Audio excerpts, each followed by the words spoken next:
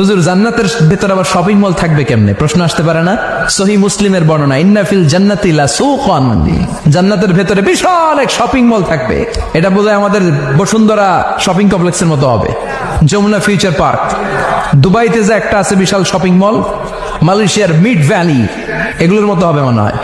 কত বিশাল যে shopping mall হবে। সহিহ মুসলিমের বর্ণনা, প্রতি শুক্রবারে সব জায়গা থেকে বন বন করে মৌমাছির মতো জান্নাতীরা ওই শপিং মলে শপিং করতে আসবে। ইচ্ছে মতো দেদারসে পোশাক কিনবে, ইচ্ছে মতো শপিং করবে, টাকা দেয়া লাগবে না, ক্রেডিট কার্ড লাগবে না। সুবহানাল্লাহ পড়েন।